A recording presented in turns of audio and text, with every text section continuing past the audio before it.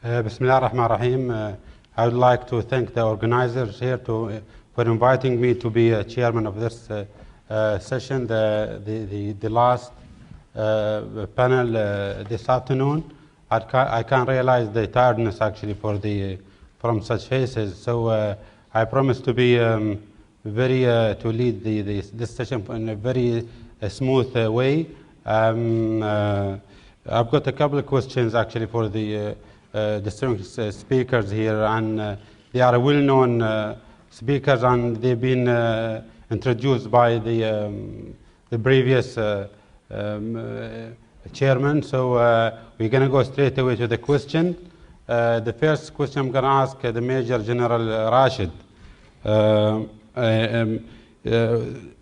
From the strategic point of view, what do you think the strategic plan does the United Arab Emirates Civil Defense have in a case of major emergency? بسم الله الرحمن الرحيم. طبعا خطة الطوارئ كجهاز دفاع مدني، نحن في خطتنا عادة تنفيذ للخطة العامة للأزمات والكوارث في دولة الإمارات نطبق، ويجب أن تكون جاهزيتنا، وحاليا نحن جاهزيتنا موجودة اللي هي 24/7. الخطة طبعا نحن حددنا المخاطر كجهاز دفاع المدني بالتعاون مع الهيئة العامة للأزمات والكوارث. جميع المخاطر التي عادة نتوقع حدوث في دولة الإمارات، بناء عليها هذه وضعت الخطط التفصيلية والخطط الميدانية مع الشركاء اللي هم عادة اللي يقومون عملية سبورت لجهاز الدفاع المدني، وحددت 7 مخاطر للتعامل معها، وبدينا في عملية التدريب على مستوى دولة الإمارات العربية المتحدة والجهات الداعمة لها. طبعا العمل هذا ما بي من فراغ، ولكن في الخطة الاستراتيجية للدفاع المدني هي استكمال 3 عناصر رئيسية واستكمالها، اللي هي الأنظمة والقوانين. طبعا بدينا في وضع الأنظمة والقوانين التي تكفل السلامة لمجتمع الإمارات والمقيمين على أرض دولة الإمارات. المحور الثاني اللي هو استكمال الآليات والمعدات، أولها القوانين والتشريعات، وثانيها الآليات والمعدات، وأهمها الثالث هو التدريب، هو رفع كفاءة التدريب ل3 مستويات رئيسية، اللي هي المستوى القيادي، والمستوى القيادي الإشرافي، والمستوى التنفيذي الميداني. طبعا هذول ال3 مستويات تعمل من الإشراف حتى العمل الميداني. قمنا بعملية تأهيلهم ورفع مستواهم للتعامل مع الأنظمة وتنفيذا للتشريعات والقوانين. مثل ما ذكروا الأخوان وبدون أي زيادة، هناك نحن بدينا نضع القواعد الأساسية لجهاز الدفاع المدني. القواعد الأساسية لجهاز الدفاع المدني التي تكفل الاستمرارية، ليس بكرة ولا بعد شهر ولا سنة ولا غيره. القوانين التي وضعت ل50 سنة للأمام في تقديم خدمات مميزة. شفنا المستوى العالمي أين وصل، وبدينا نحن في دولة الإمارات بتطبيق هذه الأنظمة. على سبيل المثال تم الانتهاء من كود الإمارات، والإخوان الكثيرين بدوا في عملية الإشادة بهذا الكود، والكود هذا يمكن يكون الكود الوحيد اللي شارك فيه القطاع الحكومي والقطاع الخاص المستفيد الأول في تركيبه، يعني اشترك في هذا إعداد الكود اللي هو القطاع الحكومي والقطاع الخاص من شركات تركيب أنظمة إطفاء. وهذا الكود طبعا تم الاستفادة من الأكواد العالمية الNFPA والسنغافوري والبريتش ستاندر والستاندر الأوروبي والكندي. أغلب الاستاندرات هذه خذنا ما يتماشى مع طبيعة عمل بيئتنا في دولة الإمارات. هذا الشيء الأول. الشغلة الثانية اللي هي رفع مستوى القادة الإشرافيين والميدانيين بعمل اللي هو مصفوفة الSOPs أو دليل الSOPs اللي هو دليل إجراء الطوارئ. وهذا يوحد العمل الميداني في جميع المستويات، من المستوى القيادي اللي هو اللي يسميه الجولد والسيلفر والبرونز، المستويات القيادية اللي موجودة. وهذا يضمن لنا العمل موحد من الفجيرة وحتى المنطقة الغربية وأبو ظبي، عمل موحد في الإجراءات على نظام التشيك ليست، على نظام راقي في عملية التعامل مع الكوارث. طبعا متى وجدت هذه الأنظمة والقواعد والإجراءات الواضحة الغير عشوائية، كل ما كان المخرج أو العمل مميز متقن، وهذا يقلل الخسائر. وهذا نحن في دولة الإمارات نعمل حاليا بهذا الأسلوب، بحيث أن يكون هناك عمل متقن مميز سواء كان في التوعية أو سواء كان في الاشتراطات الوقائية أو في التدريب. Thank you so much. I've got a second question for you, Major General. As an expert, you have been in this field for a long time. What do you consider to be the most likely risk factors for the future? السؤال بالعربي: ما هي عوامل الخطر المستقبلية الأكثر احتمالية من وجهة نظرك سعادة اللواء؟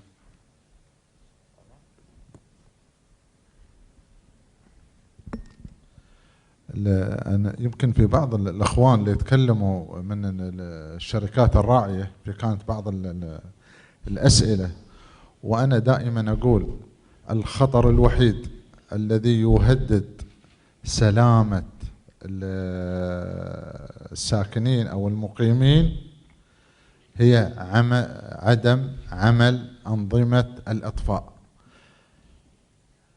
المعدات وأنظمة الإطفاء الموجودة في المباني هي تعتبر العمل المكمل لحماية الساكنين في هذه المباني. الخطر الوحيد هو عدم التزام الملاك، والخطر الثاني هي عدم التزام الشركات في تركيب هذه الأنظمة. يعني على سبيل المثال الNFPA وضعت قوانين أو أي كود من الأكواد اللي موجودة، وضع المعايير ووضع الشروط لعملية تركيب الأنظمة.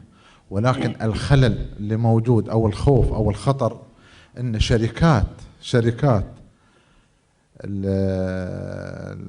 القائمة بعملية تركيب هذه الأنظمة هنا الخلل. يعني على سبيل المثال التكسية الخارجية أنا عن نفسي ما أشوف فيها خطر، ولكن الخطر في عملية تركيبها والتزام الشركات في تركيب هذه الأنظمة. يعني لو أن الشركات التزمت بتركيب هذه التكسية الخارجية للمباني لما كانت الحوادث، ولو كانت حوادث موجودة ولكن بتكون حوادث محصورة في مكان معين في جزئية معينة في هذه المباني. ولكن وجود تكسية من أول المبنى حتى آخر المبنى بدون عوازل مقاومة للحريق أو حواجز تمنع الانتشار، بيكون العمل بسيط جدا. الخوف مثل ما أقول لكم، نحن نضع القوانين ونضع التشريعات ونضع الإجراءات التي تضمن حماية هذه المنشأة، وهذا ما وضعناها نحن، هذا وضعها الستاندر العالمي لتكملة الإجراءات في هذه المباني. مثل ما أنتم عارفين، كل ما ارتفع المبنى كل ما زاد الخطر، كل ما ارتفع بالأمتار كل ما زاد المبنى للأعلى كل ما زاد الخطر. المنظمات العالمية وضعت أكواد ووضعت معايير، كل ما ارتفع المبنى زادوا في أنظمة الحماية التي تكفل حماية الساكنين في هذا المبنى بالدرجة الأولى، وفي الدرجة الثانية حماية المبنى. ومتى كانت هذه الأنظمة فعالة لهذه المباني ما عندنا خوف، ولكن الخوف هي عدم فعالية هذه الأنظمة في المباني، وهذا أنا أعتبرها عن نفسي هو الخطر، هو عدم التزام الشركات والملاك. ويمكن الملاك تعطيه نسبة 20%، ولكن الشركات المركبة لهذه الأنظمة أو لأنظمة الإطفاء في هالمباني يجب أن تكون هناك فيها مصداقية، ويكون هناك يعني ثقافة بين الشركات هذه وإلزام. طبعا نحن وضعنا بعض المخالفات لما شفنا أن بعض الشركات نحاول نحن نخرج الملاك من المباني، ولكن أن نحن حاليا عشان نزيل الخوف منا وضعنا قوانين اللي هو نظام المخالفات. كل منشأة غير ملتزمة بمعايير السلامة أو التهاون في هذا المجال تكون هناك إنذارات وتكون هناك مخالفات، وذلك لحماية الناس، لحماية أخواننا زوجاتنا أبنائنا في هذه المباني، نحميهم من المخاطر الأفقية التي موجودة في المدن الحديثة.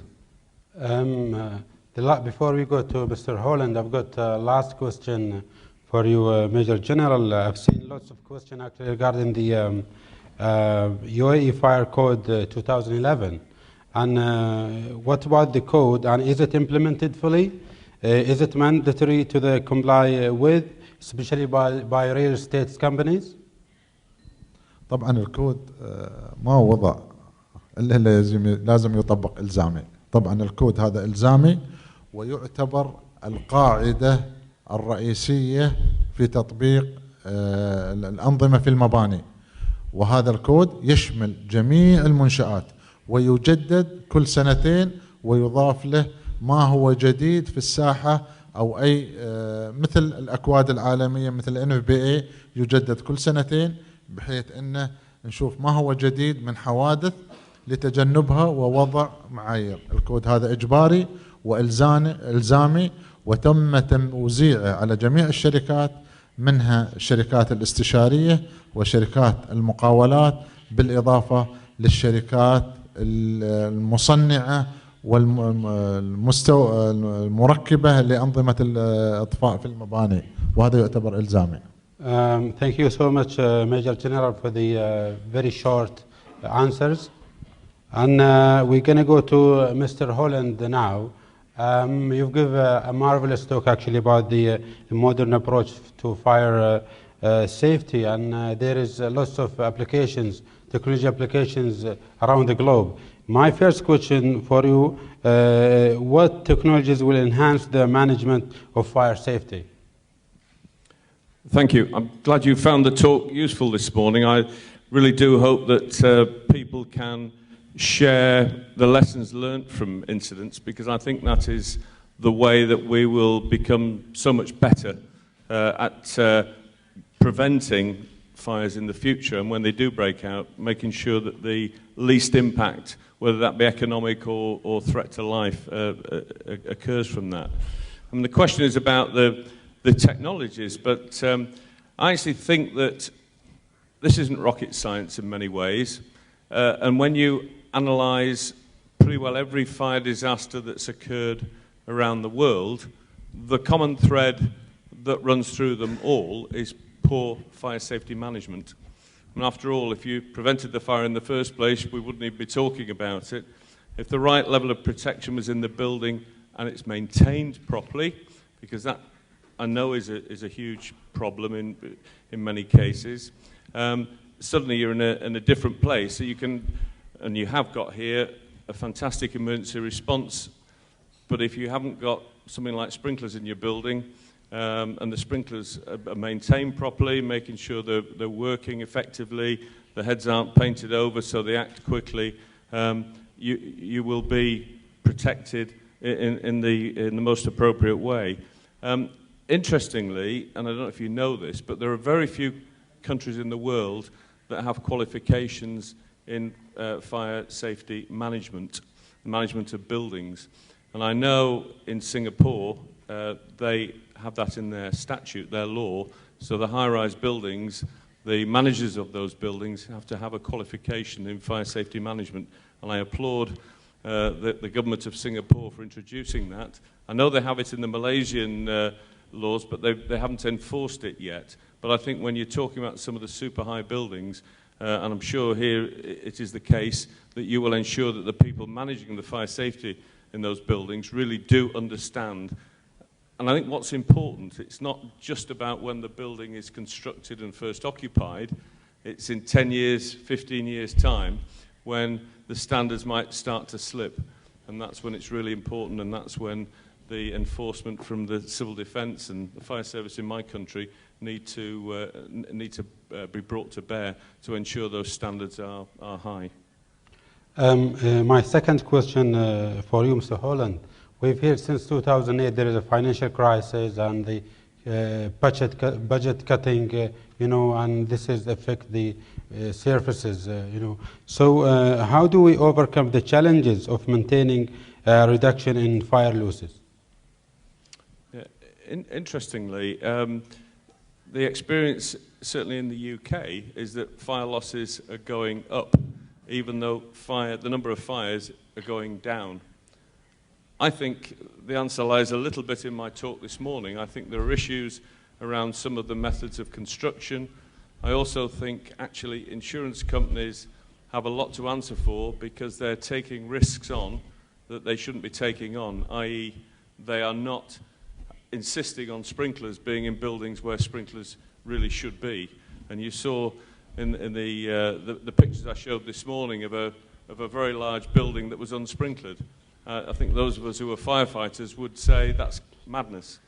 You just know what is going to happen when a fire breaks out in those circumstances without sprinklers. So the loss is going to be dramatically increased where you don't have that firefighter 24/7 in your building, and whether that be sprinklers or, as Nick so eloquently mentioned about water mist this morning, as technologies advance, there are some really good ways of protecting buildings. So, but I also do want to mention, I think clearly the question relates to arson, I suspect, and it really is important that fire safety managers work with people from the security side to make sure the arsonist can't start the fire in the first place. So let's not work separately, let's work together to stop those attacks breaking out. And things like creating deterrence.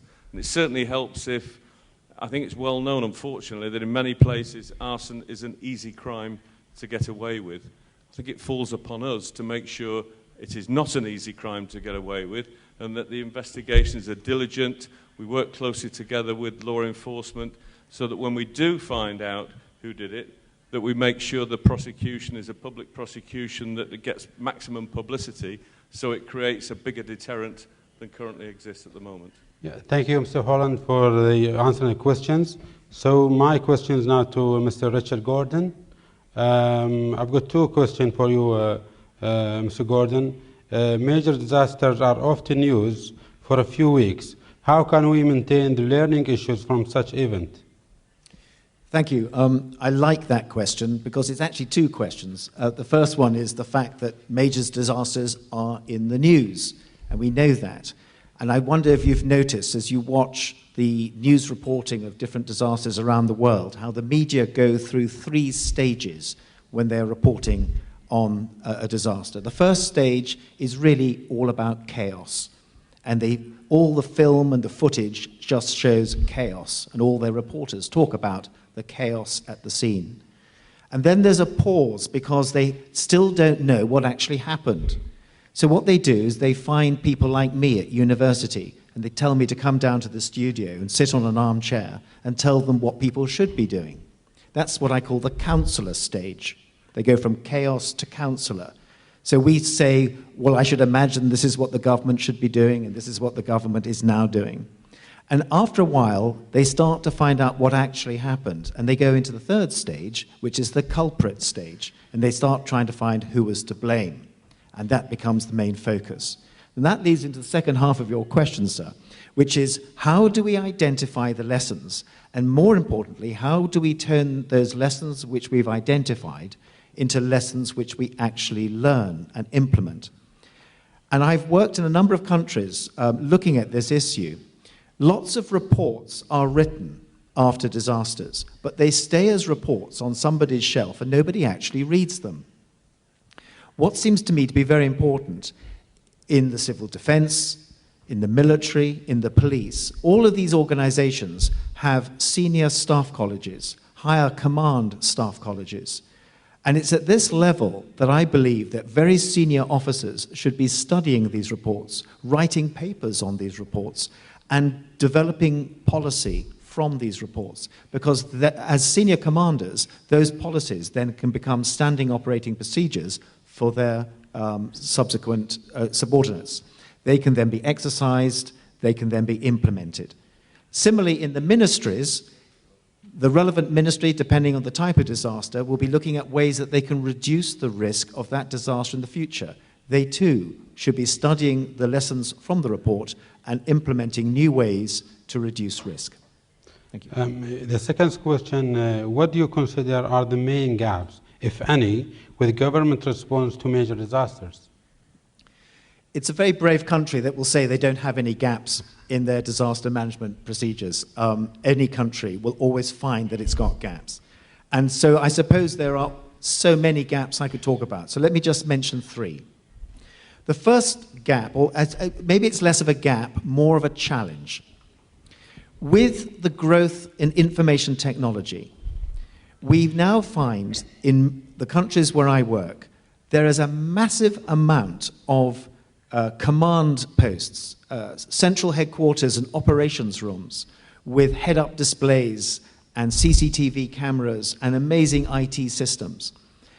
And I find that these command centers are duplicated all over the place in the same country. And that leads to the challenge of no common information picture, because each of these headquarters becomes a data sink rather than a data hub. It becomes a place where they capture data and hold on to it, rather than act as a way of letting that data through so other people can have a look at it.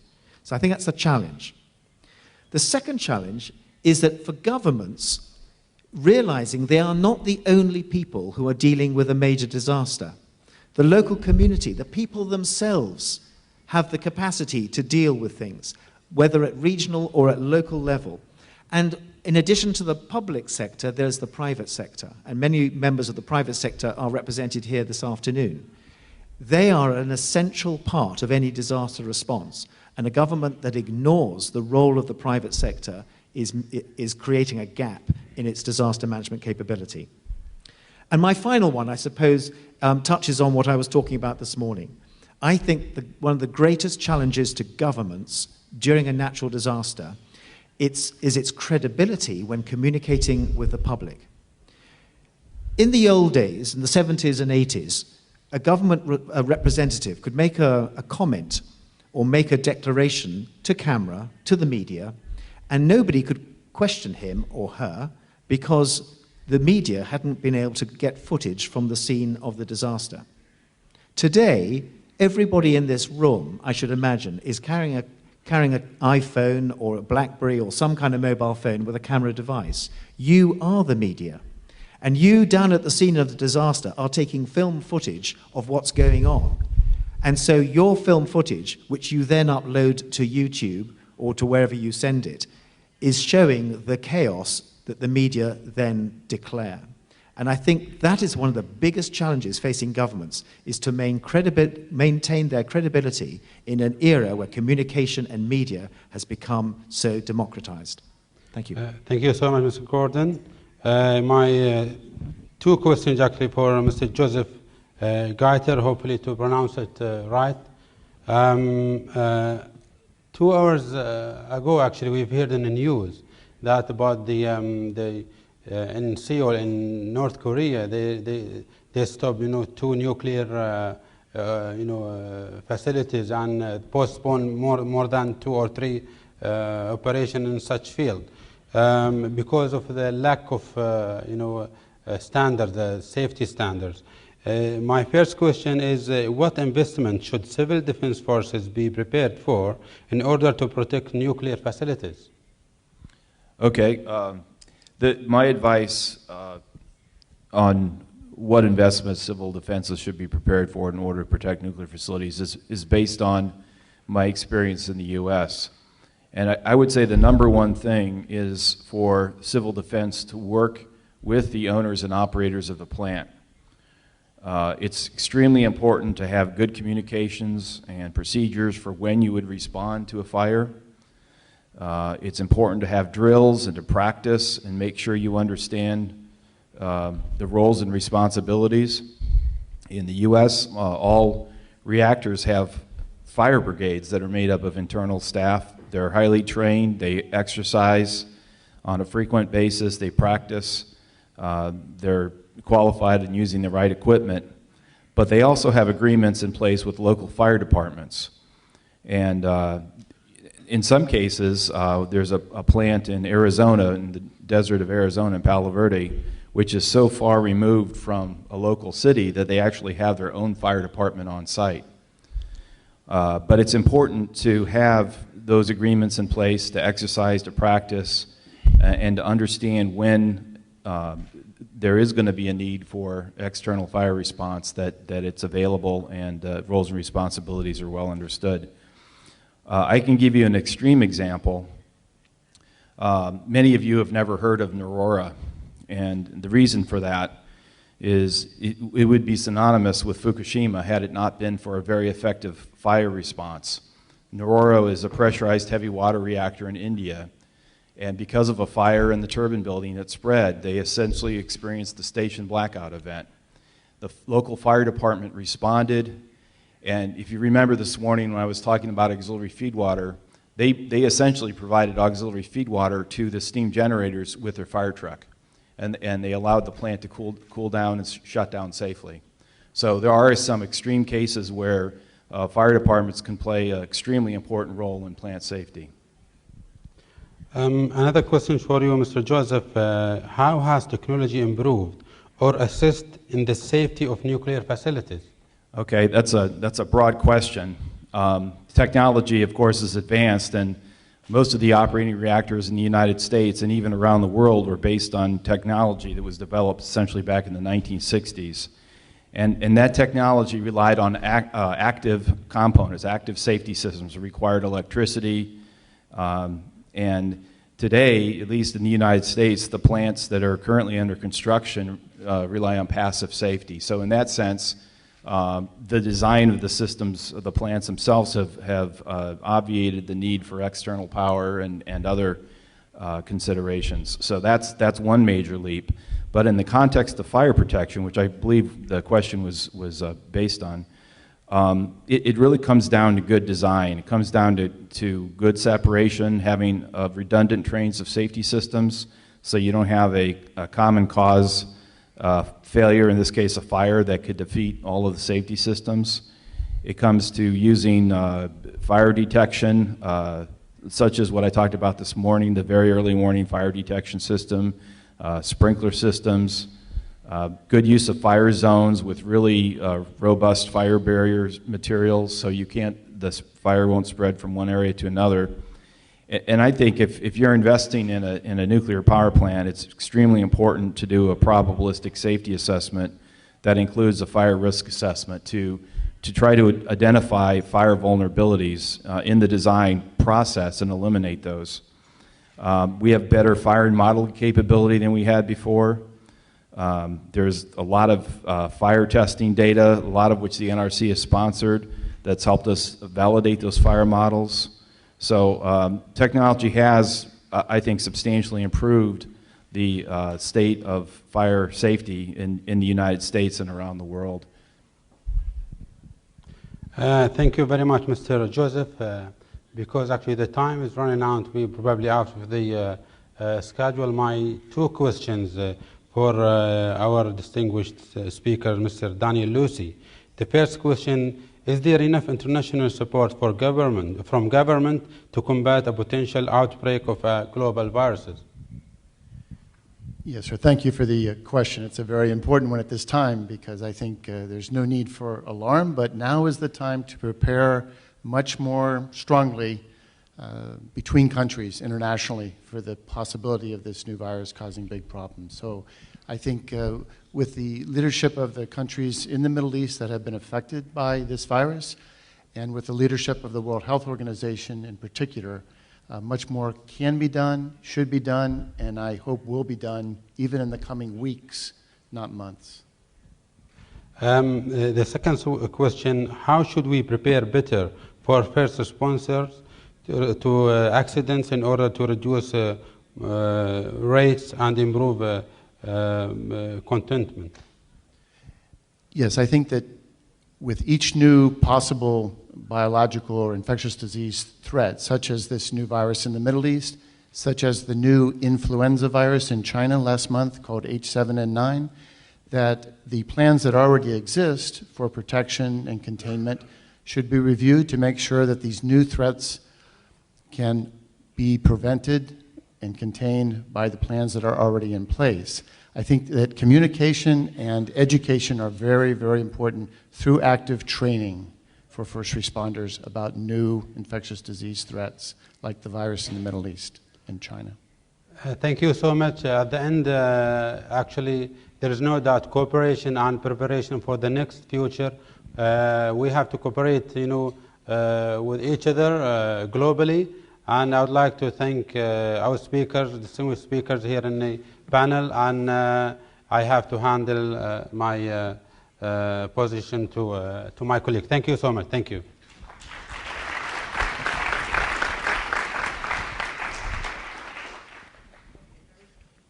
Thank you very much. Gentlemen, I thank you so much for your support. Let me just close off. And I believe that Major General, you will be giving some awards or thank yous tonight at the dinner. That's what I was just told. So just stay there. Let me close off really quickly for all of you. On behalf of the Ministry of Interior and the UAE Civil Defense, we'd like to thank all of you for your coming to the 3rd Annual Fire Safety Technology Forum. This wraps up a day for all of us teeming with fresh ideas and new perspectives for the fire industry. Again, thank you to our esteemed speakers for coming this far. You've all made our keynote addresses enlightening and even more inspiring to all of us. We also would like to share our gratitude to all of our delegates for coming and being with us today, and also our sponsors for being part of this event. It is with great hopes that today's sessions will be of tremendous use for all of your planning, strategy, and execution for your year ahead. With that, I hope that you will, again, have a lovely little networking session outside. We thank our sponsors. I do have a raffle, but now a personal note just from me. After sitting here today, I would like to say a special thank you to all of you for the work that you do every day. It's hard work, it's dedication, and it's commitment to our community. With that, you do an amazing job every day, your lives, and you, all of you, are our heroes, and I really appreciate that. I would like to call up the following people.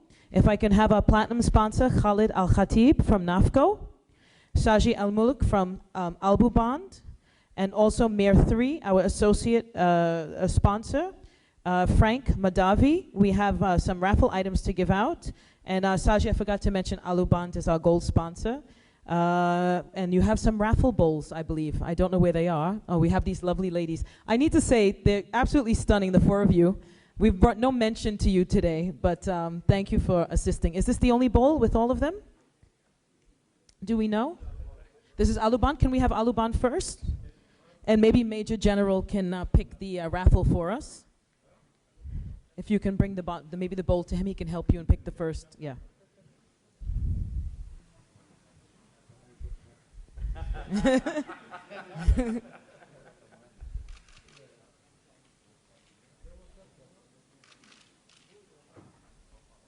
Can you see the name, Major General? Okay.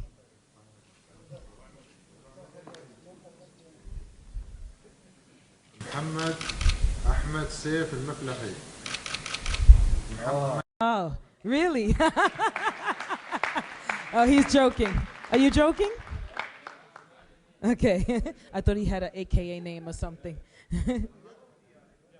Muhammad, is he here?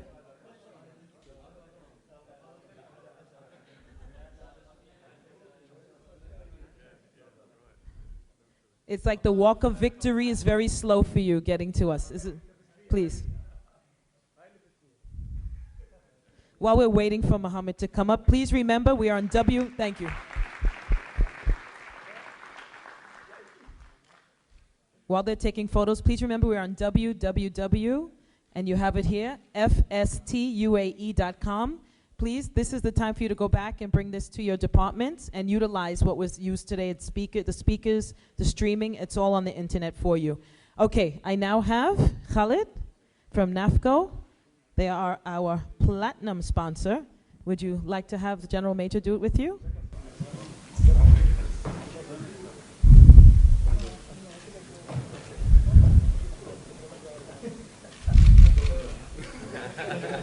Make it good, Peter.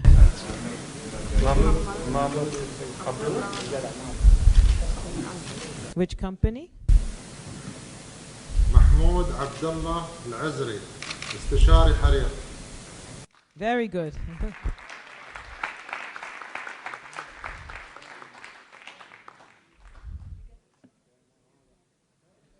Would you like what? Oh, they have two raffles. Okay, we have to pick again. How about we take Richard this time? Richard, would you like to pull one with Khalid, please? Richard. Yes.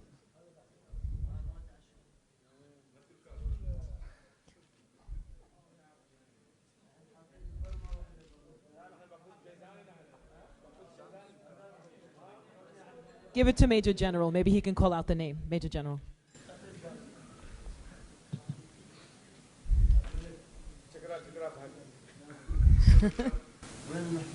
Major General Rashid.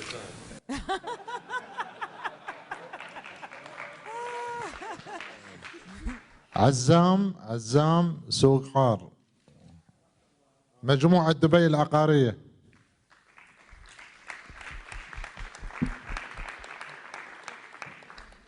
And here he comes.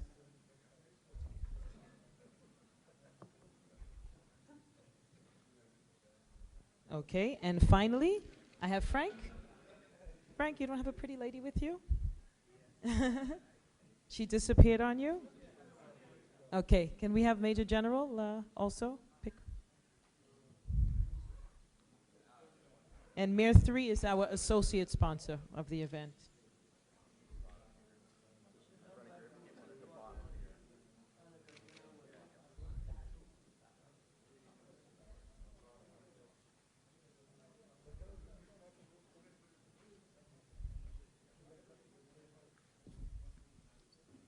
لا مو مقصودة هاي. محمد أحمد سيف المفلحي. أدنوك. ها؟ هذا يا الرجال حظه شيء بعد. Same people. Yes. Thank you. لا حظك ما شاء الله عليه. Yes. And that would just about wrap up today. I want to thank all of you. Excuse me just for a moment. I would like to thank all of you on behalf of the UAE Civil Defense and the Ministry of Interior for today. Congratulations to the prize winners. Major General has some closing words. The boss would like to say something. بسم الله الرحمن الرحيم. أشكر جميع الحضور السيدات والسادة نيابة عن وزارة الداخلية والقيادة العامة للدفاع المدني. أشكر جميع الحضور والمتحدثين والذي استفدنا من خبراتهم، وأنا أول المستفيدين من الإخوان في نقل المعرفة من خارج الدولة إلى داخل الدولة. والحمد لله أتمنى من الجميع طبعا حسن مثل ما يقولون يعني ارتاحوا في عملية أخذ المعرفة من الجميع وتبادل المعرفة، سواء كان من الشركات الرائية أو الشركات العارضة خارج القاعة والمعلومات اللي موجودة في القاعة. وأتمنى الجميع في هذه الأرض الطيبة. وكذلك أشكر المنظمين وعلى رأسهم الأخ الرائد علي حسن لإشرافه على هذا الملتقى، وجميع الحضور قادة وعسكريين ومدنيين، وشكرا، ونلقاكم إن شاء الله في السنة القادمة.